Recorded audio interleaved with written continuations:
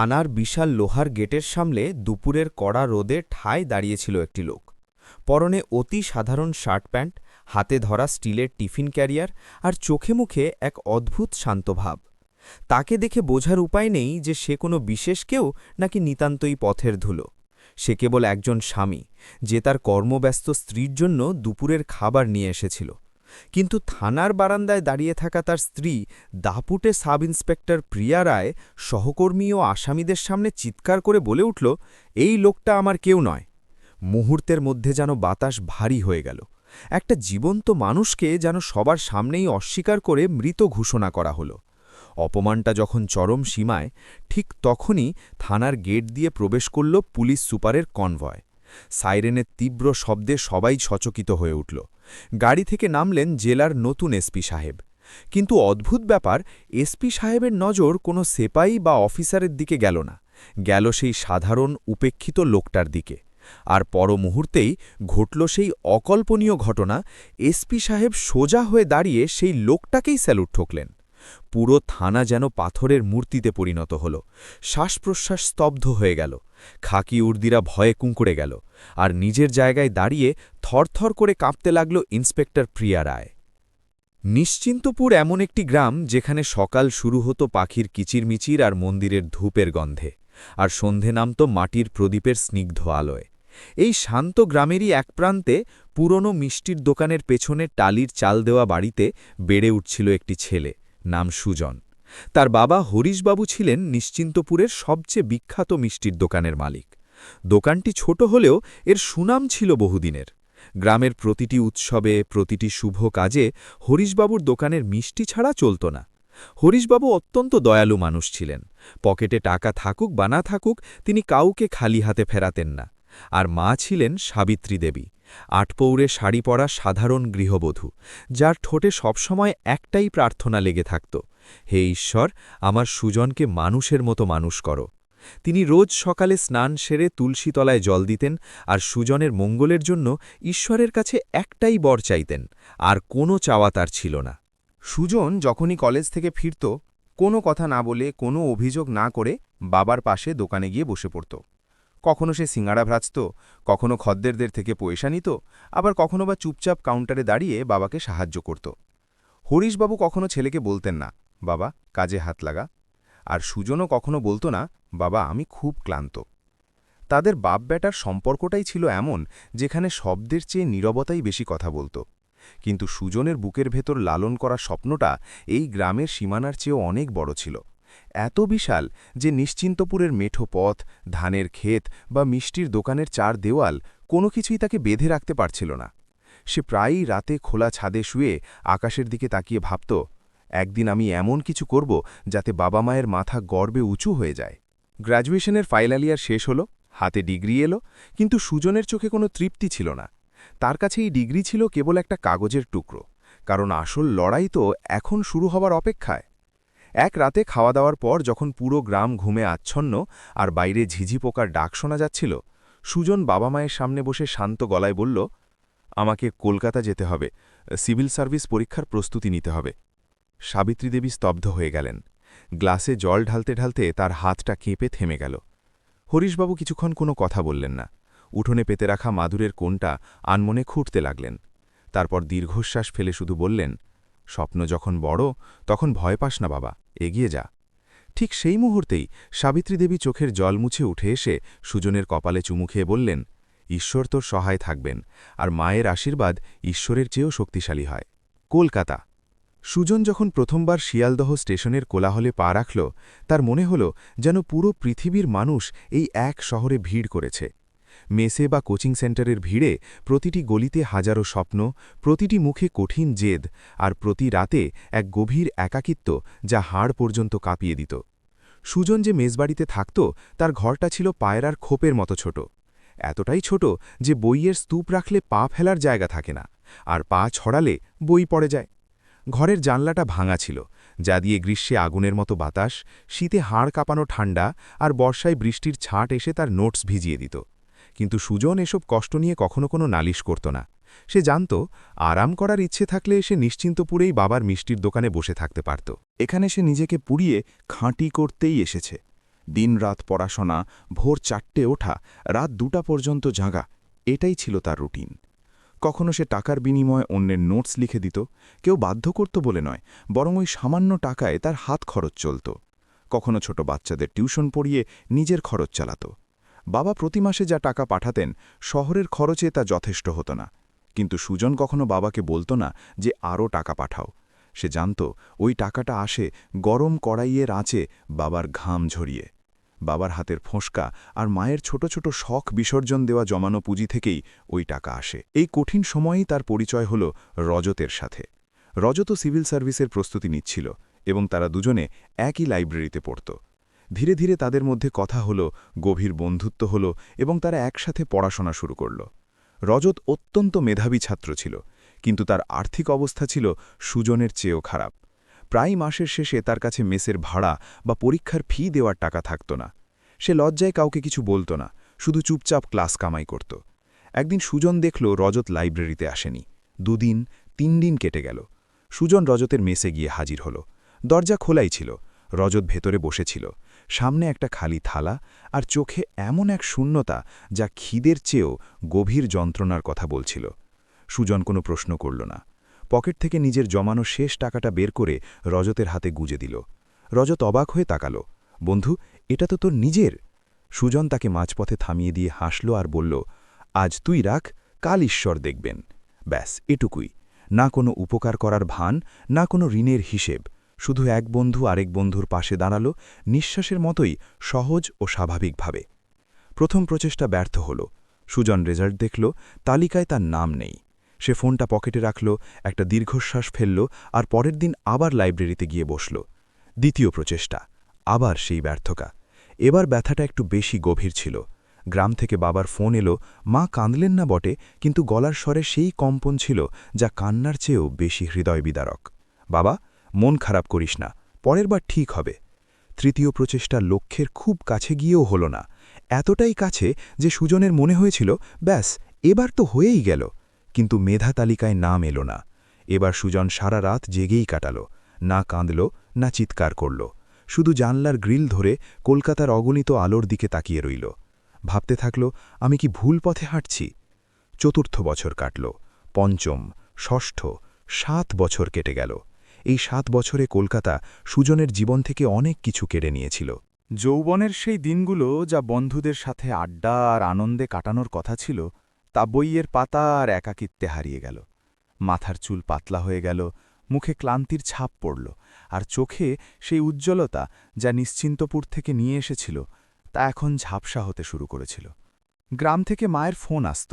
গলার স্বরে এখন আর শুধু চিন্তা নয়, গভীর ভয় মেশানো থাকত। বাবা, আর কতদিন? আমাদের চুল তো সব পেকে গেল। সুজন কি উত্তর দিত? সে কি বলতো, মা, আমি নিজেও জানি না আর কতদিন? নাকি বলতো, মা, আমি বড্ড ক্লান্ত, কিন্তু হাঁটতে পারছি না? নাকি বলতো, মা, তোমার আশীর্বাদই আমাকে রোজ সকালে বিছানা থেকে ওঠার শক্তি দেয়? সে শুধু এটুকুই বলতো, ব্যাস মা, আর একটু ধৈর্য ধরো। ওদিকে সুজনের সাথের বেশিরভাগ বন্ধুই অফিসার হয়ে গিয়েছিল। কেউ বিডিও হল, কেউ ডিএসপি, কেউ বা ম্যাজিস্ট্রেট।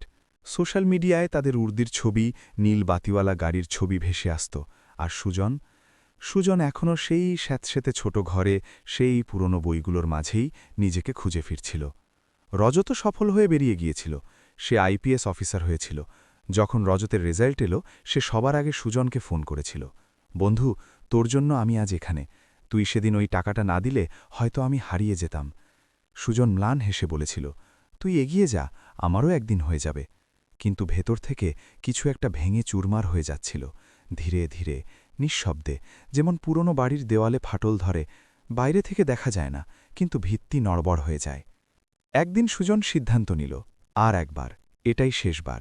এরপর সোজা বাড়ি ফিরে যাব। সে শেষবারের মতো পরীক্ষা দিল। নিজের ভেতরে যা কিছু অবশিষ্ট ছিল, প্রতি ফোঁটা পরিশ্রম, প্রতি রাতের জাগা চোখ, প্রতি সকালের প্রার্থনা, সব কিছু ওই উত্তরপত্রে ঢেলে দিল এবং তারপর সোজা নিশ্চিন্তপুরে ফিরে এলো। গ্রামে সুজনের ফেরা নিয়ে কেউ ঢাকঢোল পেটাল না। না কোনো তোরণ সাজানো হলো, না কোনো ভিড় জমল। শুধু মা দরজায় দাঁড়িয়েছিলেন। তিনি সুজনকে দেখলেন, 7 বছর পর ছেলেকে ভালো করে দেখলেন, আর তার চোখ জলে ভরে উঠল। কোনো কথা না বলে তিনি ছেলেকে বুকে জড়িয়ে ধরলেন, এত শক্ত করে যেন ছেড়ে দিলে আবার হারিয়ে যাবে। হরিশবাবু দোকান থেকে ফিরে এলেন, ছেলেকে দেখলেন, মুখে কিছু বললেন না, শুধু পিঠে হাত রেখে আলতো করে চাপড়ালেন, যেন বলতে চাইলেন, তুই হারিসনি বাবা, তুই আমার কাছে সবসময় জয়ী। সেই রাতে সুজন তার পুরনো ঘরে শুয়েছিল। সেই পরিচিত ছাদ, সেই মাটির দেওয়াল, সেই জানলা যা দিয়ে পূর্ণিমার চাঁদ দেখা যেত। কিন্তু এখন আর সে সেই ছেলেটি ছিল না যে 7 বছর আগে এখান থেকে স্বপ্ন নিয়ে গিয়েছিল। কলকাতা তাকে ভেঙেছিল, গড়েছিল এবং তারপর অসম্পূর্ণ রেখেই ছেড়ে দিয়েছিল। কিছুদিন পর বাড়িতে এক আত্মীয় এলেন, বিমল কাকু। গোলগাল মুখ, পান খাওয়া লাল দাঁত আর কথার ঝুড়ি। কথায় কথায় বললেন, এবার সুজনের বিয়েটা দিয়ে দাও। পাশের গ্রামে একটা মেয়ে আছে, প্রিয়া, পড়াশোনা জানা, সরকারি চাকরির চেষ্টা করছে, ভালো পরিবারের মেয়ে। মা বাবা রাজি হয়ে গেলেন। সুজন চুপ রইল। সে না বলল না, ব্যাস যা হওয়ার হতে দিল। বিয়ে ঠিক হয়ে গেল এবং অত্যন্ত সাদামাটাভাবে গ্রামের রীতি মেনেই বিয়ে সম্পন্ন হল। মণ্ডপ, মন্ত্রপাঠ, 7 পাক আর 2টো জীবন এক সুতোর বাঁধা পড়ল। গ্রামবাসী খুশি ছিল। আর ঠিক সেই দিন, বিয়ের দিনই একটা খবর এলো। মেয়েটির, অর্থাৎ প্রিয়ার, পুলিশের সাব ইন্সপেক্টর পদে সিলেকশন হয়ে গেছে। গ্রামে খুশির বন্যা বয়ে গেল। লোকে বলতে লাগল, সুজনের কপাল খুলে গেছে, বউ দারোগা হয়েছে, এবার তো আর কোনো চিন্তাই নেই। ছেলে কিছু করতে পারল না তো কি হয়েছে, বউ তো অফিসার হয়ে গেল। সবাই খুশি ছিল, সবাই সুজনকে ভাগ্যবান বলছিল। কিন্তু ভাগ্য কখনো কখনো বুয়ার খোলার নামে মানুষকে ভেতর থেকে ভেঙেও দেয়। বিয়ের পর কিছুদিন সবকিছু ঠিকঠাকই চলছিল। বাড়িতে হাসি ছিল, গল্প ছিল। প্রিয়া হাসলে ঘর আলোকিত হয়ে যেত। সুজন তাকে দেখত আর ভাবত হয়তো জীবন এবার ছন্দে ফিরবে। গ্রামবাসীরা বলতো, সুজন কত ভাগ্যবান, স্ত্রী পুলিশ অফিসার। সুজনও মনে মনে খুশি ছিল। সে ভাবত অন্তত বাড়ির সম্মানটা তো বাঁচবে। আমার রেজাল্ট যাই হোক, প্রিয়া তো প্রতিষ্ঠিত। প্রিয়ার পোস্টিং হল শহরের বড় থানায়। গায়ে উর্দি উঠল, হাতে ক্ষমতা এলো, চারপাশে স্যালুট এলো। আর সুজন নিজেকে পুরোপুরি সংসারের জন্য উৎসর্গ করে দিল, কোনো শর্ত ছাড়াই। সকালে সবার আগে উঠত, নাস্তা বানাত, প্রিয়ার উর্দি ইস্ত্রি করত, একটা ভাঁজ খুব যত্ন করে করত, কাপড়ে মার দিত, জুতো পালিশ করে ঝকঝকে করত, দুপুরের খাবার টিফিনে প্যাক করত, সেটাও এত ভালোবাসার সাথে যেন প্রতিটি রুটিতে নিজের আশীর্বাদ মুড়িয়ে দিচ্ছে। কখনো কখনো নিজে খেতে ভুলে যেত, কিন্তু প্রিয়ার টিফিনে যাতে কোনো কমতি না হয় সেদিকে কড়া নজর রাখত। হরিশবাবু দোকান চালাতেন, সাবিত্রী দেবী সব দেখতেন। বৌমার ক্রমশ বেড়ে ওঠা তেজ, ছেলের গভীর নীরবতা আর বদলে যাওয়া বাড়ির বাতাস। কিন্তু তিনি কিছু বলতেন না, শুধু রাতে বালিশে মুখ লুকিয়ে কাঁদতেন। শুরুতে প্রিয়াও ঠিক ছিল। হয়তো ভালোবাসা ছিল না, কিন্তু স্বামীর প্রতি সম্মানটুকু ছিল। কিন্তু যেমন যেমন উর্দির নেশা মাথায় চড়ল, যেমন যেমন থানায় ম্যাডাম ম্যাডাম ডাক বাড়ল, সুজন তার চোখে ক্রমশ ছোট হতে লাগল। প্রথমে সে সুজনদা বা সম্মান দিয়ে কথা বলত, তারপর শুধু নাম ধরে সুজন, তারপর শোনো, আর তারপর তো প্রয়োজন ছাড়া কথা বলাই বন্ধ করে দিল। এখন তার সুজনকে স্বামী নয় বরং বোঝা মনে হতে লাগল। একদিন সুজন টিফিন নিয়ে থানায় পৌঁছল। কাঠফাটা রোদ ছিল। গরমে ঘামে ভেজা ধুলোমাখা পোশাকে সে শুধু এই জন্য এসেছিল কারণ প্রিয়া সকালে তাড়াহুড়ো করে নাস্তা না করেই বেরিয়েছিল। থানার ভেতরে ঢুকতেই দেখল প্রিয়া নিজের চেয়ারে বসে আছে, সামনে 2-3 জন কনস্টেবল দাঁড়িয়ে। সুজন ধীর পায়ে এগিয়ে গিয়ে বলল, প্রিয়া, খাবারটা নাও। প্রিয়া কড়া গলায় বলল, তুমি এখানে কেন এসেছ? সুজন চমকে গেল। কেন? প্রিয়া তার দিকে না তাকিয়েই বলল, গলা ঠান্ডা কিন্তু ধারালো তরবারির মতো, আর যদি কেউ জিজ্ঞেস করে তো বলবে তুমি আমার স্বামী নও। এই শব্দগুলো সুজনের বুকে বিষমাখা তীরের মতো বিঁধে গেল।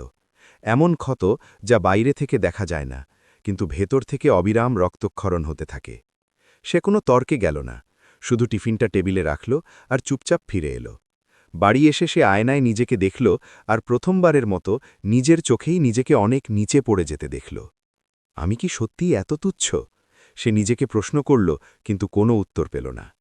এখন প্রিয়া যখন বাড়ি ফিরত, প্রতিটা কথায় খোঁটা থাকত, প্রতিটা শব্দে একটা করে সূঁচ লুকানো থাকত। তুমি আমার টাকায় খাও, তোমার জন্য আমার স্ট্যাটাস মেনটেন করা দায় হয়ে পড়েছে, কোন মুখে ঘরে বসে থাকো, কিছু করো, কিছু একটা তো হও। সুজন সব শুনত, চুপ থাকত, কখনো কখনো চোখ ভিজে আসত, কিন্তু কান্না কখনো গড়িয়ে পড়তে দিত না। সে জানত যদি সে ভেঙে পড়ে তবে বৃদ্ধ মা বাবাও ভেঙে যাবেন। হরিশবাবু দেয়ালের ওপাশ থেকে সব শুনতেন, ছেলের অপমান, বৌমার কটু কথা, কিন্তু ছেলের মুখের দিকে তাকিয়ে চুপ করে যেতেন, কারণ তিনি জানতেন কিছু বললে সংসারটা ভেঙে যাবে, আর ছেলের মন সেটা তো আগেই ভেঙে চুরমার হয়ে আছে।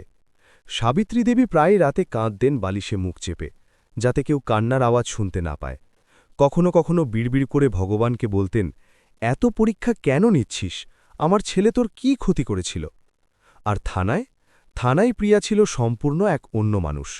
সহকর্মীরা জিজ্ঞেস করত, ম্যাডাম আপনার স্বামী কি করেন? প্রিয়া অবলীলায় মিথ্যে উত্তর দিত, অন্য শহরে ব্যবসা করেন।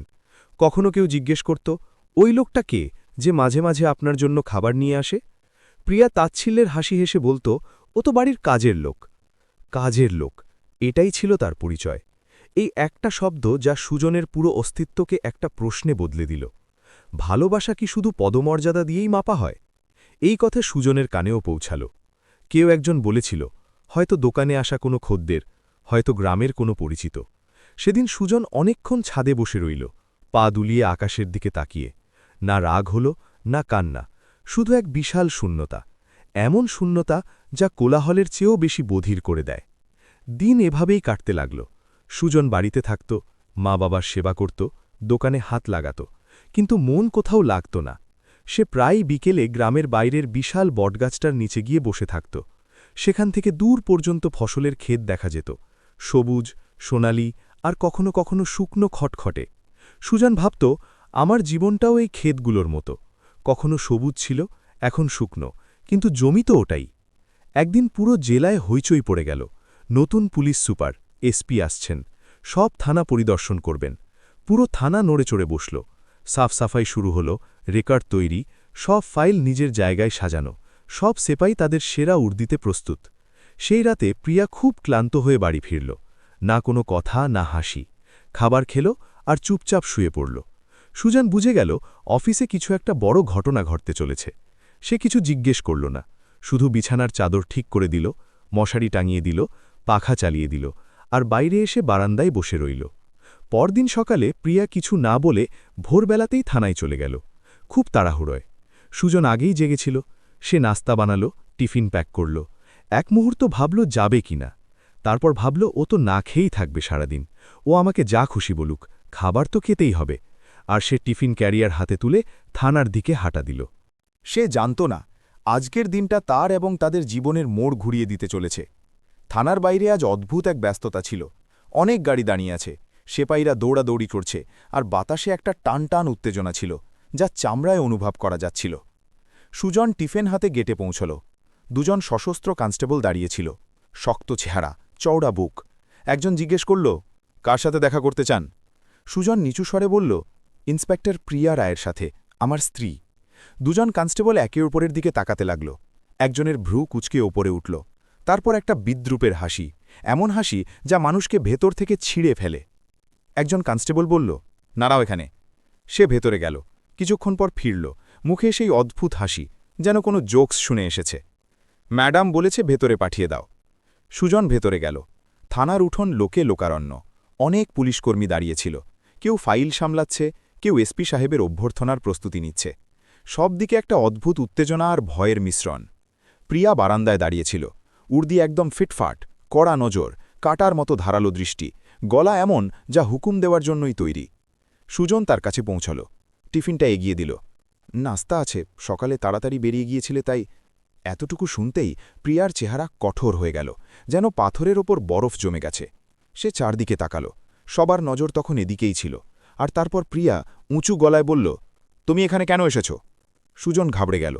আমি খাবার দিতে। প্রিয়া তাকে মাঝপথেই থামিয়ে দিয়ে চিৎকার করে উঠল, গলা এত চড়ল যে পুরো আঙ্গিনা কেঁপে উঠল, কতবার বলেছি এখানে আসবে না? মুহূর্তের মধ্যে থানা একদম শান্ত হয়ে গেল। যে সেপাইরা ফাইল ওল্টাচ্ছিল তাদের হাত থেমে গেল, যারা ঝাড়ু দিচ্ছিল তারাও দাঁড়িয়ে পড়ল। সবাই শুধু এই দৃশ্য দেখছিল। প্রিয়া আরও এক পা এগিয়ে এলো। তার চোখে না কোনো মায়া ছিল, না লজ্জা, শুধু একটা ঠান্ডা নিষ্ঠুরতা। তুমি আমার স্বামী নও, একজন বেকার, অপদার্থ লোক। আমি একজন পুলিশ অফিসার, আর তুমি আমার যোগ্যই নও। প্রতিটা শব্দ, প্রতিটা বাক্য সুজনের বুকে হাতুড়ির মতো পড়ছিল। কিন্তু বাইরে থেকে তার চেহারা বদলাল না, গলা দিয়ে কোনো আওয়াজ বেরোল না, সুজন যেন মাটির নিচে গেঁথে যাচ্ছিল, ইঞ্চি ইঞ্চি, শব্দে শব্দে। কিন্তু প্রিয়া থামল না, যেন কোনো বাঁধ ভেঙে গেছে, ঘৃণার বাঁধ। তুমি আমার বদনামের কারণ, কোন মুখে আমার সামনে দাঁড়িয়ে থাকো? সেপাইরা একে অপরের দিকে তাকাতে লাগল। কেউ কেউ হাসছিল, সেই চাপা লজ্জাজনক হাসি যা অন্যের অপমানে আনন্দ পায়। কেউ মজা নিচ্ছিল, যেন কোনো তামাশা চলছে। সুজন কিছু বলল না। সে শুধু টিফিনটা নিচে রাখল, মাটিতে, খুব ধীরে, যেমন কেউ কবরে ফুল রাখে। তার আঙুলগুলো তাঁপছিল, কিন্তু চেহারায় কোনো ভাবান্তর ছিল না, না কান্না, না অভিযোগ, শুধু সেই শান্তি যা প্রলয়নকরী ঝড়ের আগে থাকে। প্রিয়া শেষ আঘাতটা করল, সবচেয়ে গভীর, সবচেয়ে বিষাক্ত। আজকের পর এখানে আর কখনো মুখ দেখাবে না। আর যদি কেউ জিজ্ঞেস করে তো বলবে তুমি আমার স্বামী নও, তুমি কেউ নও। এই বলে সে ঘুরে গেল, পিঠ দেখিয়ে, যেন সুজন কোনো অপরিচিত কেউ, যেন অগ্নিসাক্ষী করে নেওয়া ৭ পাক কোনো ছেলে খেলা ছিল, যেন সেই মানুষটা যে রোজ সকালে তার জন্য খাবার বানায়, কাপড় ইস্ত্রি করে, নিজে না খেয়ে তার টিফিন প্যাক করে, সে কেউ নয়। সুজন ওখানেই পাথরের মতো দাঁড়িয়ে রইল, একা, ভরা থানায় সবার নজরের মাঝখানে। তার ভেতরে না রাগ জন্মালো, না প্রতিশোধের স্পৃহা, শুধু একটা নীরবতা, এত গভীর যে খোদ সুজনও তাতে ডুবে গেল। তখনই থানার বাইরে গাড়ির কনভয়ের আওয়াজ শোনা গেল। সাইরেন খুব জোরে, কান ফাটানো শব্দে বাজছিল। পুরো থানা মুহূর্তের মধ্যে তটস্থ হয়ে গেল, যেন মাথায় আকাশ ভেঙে পড়ল। এসপি সাহেব এসে গেছেন। সব সেপাই লাইনে দাঁড়িয়ে গেল, বোতাম ঠিক করল, টুপি সোজা করল, বুক টান টান করে দাঁড়াল। প্রিয়াও সোজা হয়ে স্যালিউটের ভঙ্গিতে দাঁড়াল। চেহারায় এখন আর সেই কঠোরতা ছিল না, বরং একটা চাপা উদ্বেগ ছিল। সুজন এখনও ওখানেই ছিল, একটু একপাশে, কোনো এক কোনায় সরে দাঁড়িয়েছে, যেন কোনো অপ্রয়োজনীয় আসবাব। এসপি সাহেবের কনভয় ভেতরে ঢুকল, গাড়ি থামল, দরজা খুলল। নামলেন নতুন এসপি রজত সেন, আইপিএস। সেই রজত যাকে সুজন তার পকেটের শেষ টাকা দিয়ে বাঁচিয়েছিল, সেই রজত যে একদিন খালি পেটে অন্ধকার ঘরে বসে ভেবেছিল সব ছেড়ে চলে যাবে। রজত গাড়ি থেকে নামল, শক্ত চেহারা, কাঁধে অশোকস্তম্ভ, পিছনে পুরো কনভয়। তার নজর ঘুরল সেপাইদের ওপর, বারান্দায়, ফাইলগুলোর ওপর, এবং তারপর হঠাৎ তার নজর গিয়ে পড়ল কোনায় দাঁড়িয়ে থাকা সুজনের ওপর। সে থমকে গেল, এক মুহূর্তের জন্য পুরো পৃথিবী যেন থেমে গেল। তারপর ধীরে ধীরে এসপি সাহেব সুজনের দিকে এগিয়ে গেলেন। প্রতিটা পদক্ষেপের সাথে পুরো থানার শ্বাস আটকে যাচ্ছিল। তিনি সুজনের সামনে গিয়ে থামলেন, এবং তারপর এসপি রজত সেন পুরো থানার সামনে সেই সাধারণ বেকার লোকটাকে স্যালিউট করলেন, সোজা, টান টান, পূর্ণ সম্মানের সাথে। পুরো থানা স্রেফ জমে গেল। এসপি সাহেবের স্যালিউট এখনও হাওয়ায় স্থির ছিল, যেন সময় নিজেকে থামিয়ে দিয়েছে। কেউ নড়ছিল না, কেউ কথা বলছিল না, শুধু সবাই দেখছিল। চোখ ছানা বড়া হয়ে গেছে সবার। প্রিয়া রায় হতভম্ব, তার চোখ বারবার সুজন আর এসপি সাহেবের চেহারার মাঝে আসা যাওয়া করছিল। সে কিছুই বুঝতে পারছিল না। এক কনস্টেবল ধীরে ফিসফিস করল, এটা কি হচ্ছে? এসপি সাহেব এখনও সুজনকে দেখছিলেন। তারপর তার মুখে একটা ম্লান হাসি এলো, এমন হাসি যা হাজার শব্দের চেয়েও গভীর ছিল। আর পরের মুহূর্তেই তিনি সুজনকে নিজের বুকে জড়িয়ে ধরলেন, এমনভাবে যেন কোনো হারিয়ে যাওয়া ভাই ফিরে এসেছে, যেন কোনো ঋণ শোধ করছেন যা টাকা দিয়ে শোধ করা যায় না। কেমন আছিস সুজন? সুজন নিচু স্বরে বলল, গলায় না অভিযোগ ছিল, না অহংকার। ভালো আছি স্যার। এসপি সাহেব তার কাঁধ ধরলেন আর সবার দিকে ঘুরলেন। তার গলার স্বরে এখন পিসপাতের মতো গাম্ভীর্য ছিল, সেই গাম্ভীর্য যা পদমর্যাদা থেকে নয়, জীবনের অভিজ্ঞতা থেকে আসে। আজ যদি আমি এই চেয়ারে বসে থাকি, এই উর্দি পড়ে থাকি, তবে এর একমাত্র কারণ এই মানুষটা। পুরো থানা আরও নিস্তব্ধ হয়ে গেল। এখন তো পাতা পড়ার শব্দও শোনা যাচ্ছিল। এসপি সাহেব বলে চললেন, প্রতিটা শব্দ যেন ইতিহাস লিখছিল। যখন আমি সিভিল সার্ভিসের প্রস্তুতি নিচ্ছিলাম, তখন আমার কাছে পরীক্ষার ফি দেওয়ার টাকা ছিল না, মেসের ভাড়া দেওয়ার জন্যও টানাটানি ছিল। কখনো কখনো রাতে না খেয়ে ঘুমাতাম। তিনি সুজনের দিকে তাকালেন, তার চোখ চকচক করছিল। সেই সময় এই মানুষটা নিজের মেহনতের রোজগার আমাকে দিয়ে দিয়েছিল, বলেছিল। তার গলা সামান্য কেঁপে উঠল, আজ তুই রাখ, কাল ঈশ্বর দেখবেন। কিছু সেপাহীর মুখ লজ্জায় নিচু হয়ে গেল। যারা কিছুক্ষণ আগে হাসাহাসি করছিল, এখন তাদের নজর মাটিতে গেঁথেছিল। এসপি সাহেব এবার প্রিয়া রায়ের দিকে ঘুরলেন। তার নজর ছিল তীক্ষ্ণ, বিদ্ধ করার মতো। আর আজ এই মানুষটাকেই বেকার বলে এখানে অপমান করা হচ্ছে। প্রিয়া কোনো কথা বলতে পারল না। তার ঠোঁট নড়ল, কিন্তু শব্দ বেরোল না, যেন কেউ অদৃশ্য হাত দিয়ে তার গলা টিপে ধরেছে। লজ্জায়, অনুশোচনায়, সত্যের চাপে সে সংকুচিত হয়ে গেল। এসপি সাহেব উঁচু গলায় বললেন, প্রতিটি শব্দ পাথরে খোদাই করার মতো শোনাল, র্যাঙ্ক মানুষকে বড় করে না, চরিত্র করে। আর এই থানায় আজ সবচেয়ে বড় মাপের মানুষ ইনিই দাঁড়িয়ে আছেন। সুজনের চোখ নিচে ঝুঁকেই ছিল, না কোনো গর্বের ভাব, না জয়ের আনন্দ, শুধু সেই চিরচেনা শান্ত চেহারা, সেই নীরবতা। এসপি সাহেব হাত তুলে সবাইকে সাবধান করলেন, মনে রেখো, যে আজ শান্ত হয়ে দাঁড়িয়ে আছে সেই কাল ইতিহাস তৈরি করার ক্ষমতা রাখে। এতটুকু বলে তিনি আবার সুজনকে দেখলেন, হাসলেন। আমার বাংলোতে আসিস বিকেলে, অনেক কথা আছে। তারপর তিনি ঘুরলেন এবং থানা পরিদর্শনে মন দিলেন। পেছনে পুরো থানা স্তব্ধ হয়ে দাঁড়িয়ে রইল। কিছু সেপাই লজ্জায় চোখ মেলাতে পারছিল না, কিছু তাদের উর্দির কলার ঠিক করছিল, যেন উর্দিতে কোনো অদৃশ্য দাগ লেগে গেছে। আর প্রিয়া এখনও ওখানেই দাঁড়িয়েছিল, পাথর হয়ে। তার উর্দি, যার উপর তার এত গর্ব ছিল, আজ সেটাকে প্রচণ্ড ভারী বোঝা মনে হচ্ছিল, যেন প্রতিটা বোতাম একটা করে খোঁচা দিচ্ছে, প্রতিটা তারা একটা করে লজ্জা। সুজন ধীরে ধীরে সেখান থেকে বেরিয়ে গেল। কেউ তাকে থামাল না, কেউ কিচ্ছু বলল না, শুধু সবাই রাস্তা ছেড়ে দিল, এমনভাবে যেমন কোনো মহামান্য ব্যক্তিকে রাস্তা দেওয়া হয়। বিকেলে প্রিয়া বাড়ি ফিরল, চেহারা মলিন, বিধ্বস্ত। না কোনো খোটা দেওয়ার ভঙ্গি, না রাগ, শুধু এক নীরবতা যা তাকে ঘিরে ধরেছিল। সাবিত্রী দেবী দেখলেন বৌমার চোখ ফোলা, মুখ থমথমে। তিনি কিছু বুঝে গেলেন, কিন্তু কিছু জিজ্ঞেস করলেন না। প্রিয়া সুজনের সামনে এসে বসে পড়ল, মাটিতে। বিয়ের পর এই প্রথমবার সে মাটিতে বসল। শব্দ গলায় আটকে গেল, বলতে চাইছিল, আমাকে মাফ করে দাও, কিন্তু এই সামান্য কটা শব্দ এত ভারী ছিল যে তোলা যাচ্ছিল না। সুজন কিছু বলল না, শুধু এক গ্লাস জল তার সামনে রেখে দিল। সেই রাতে প্রিয়া ঘুমাতে পারল না, বিছানায় এপাশ ওপাশ করতে লাগল। বারবার এসপি সাহেবের কথা কানে বাজতে লাগল, সবচেয়ে বড় মানুষ ইনিই দাঁড়িয়ে আছেন। চরিত্র মানুষকে বড় করে। আর প্রথমবারের মতো তার উপলব্ধি হল, যাকে সে বোঝা মনে করত, সে আসলে কত বড় মনের মানুষ ছিল। এত বড় যে তার উর্দি, তার ক্ষমতা, তার চেয়ার সব মিলেমিশেও তার উচ্চতার কাছে পৌঁছাতে পারত না। সেই রাতে বাড়িতে খুব শান্তি ছিল, কিন্তু সেটা ঝড়ের পরবর্তী নিস্তব্ধতা। এত শান্তি যে দেওয়াল ঘোড়ের টিকটিক শব্দ কানে বিঁধছিল। প্রতি সেকেন্ড একটা সূঁচের মতো মনে হচ্ছিল। সুজন তার বিছানায় শুয়েছিল, ছাদের দিকে তাকিয়ে। সেই ছাদ যা ছোটবেলা থেকে দেখে এসেছে, সেই ফাটল, সেই মাকড়সার জাল। কিন্তু আজ ছাদটাও যেন অচেনা লাগছিল। জীবন সবকিছু বদলে দিয়েছে, না বলে, না জানিয়ে। ঘুম চোখ থেকে বহু দূরে ছিল। প্রিয়া ঘরের অন্য কোণায় বসেছিল, তার গর্বের উর্দি আলমারিতে টাঙানো ছিল। কিন্তু আজ সে ওটার দিকে তাকাতে পারছিল না, যেন উর্দি নিজেই তাকে ব্যঙ্গ করছে আর বলছে, তুই আমাকে পড়ে কি করলি? থানার সেই দৃশ্য বারবার তার মাথায় ঘুরছিল, সিনেমার রিলের মতো, বারবার। এসপি সাহেবের স্যালিউট, সবার সামনে সুজনকে জড়িয়ে ধরা, এবং তারপর সেই শব্দগুলো, সবচেয়ে বড় মানুষ ইনিই দাঁড়িয়ে আছেন। প্রিয়ার বুক ভারী হয়ে গেল, শ্বাস নিতে কষ্ট হচ্ছিল, কোনো অসুস্থতার কারণে নয়, বরং সেই পাপ বোধের বোঝার কারণে।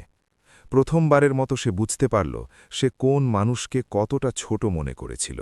সেই মানুষটা যে রোজ সকালে তার জন্য উঠত, যে নিজে না খেয়ে তার টিফিন সাজাত, যে তার উর্দি এত ভালোবাসার সাথে ইস্ত্রি করত যেন নিজের স্বপ্নকেই সাজাচ্ছে, যে কখনো একটা শব্দও বলেনি, না অভিযোগ, না অনুযোগ। আর সে সেই মানুষটাকেই চাকর বলল, সেই মানুষটাকেই বোঝা বলল, সেই মানুষটাকেই বেকার বলে সবার সামনে উলঙ্গ করে দিল। সুজন এখনও চুপ ছিল।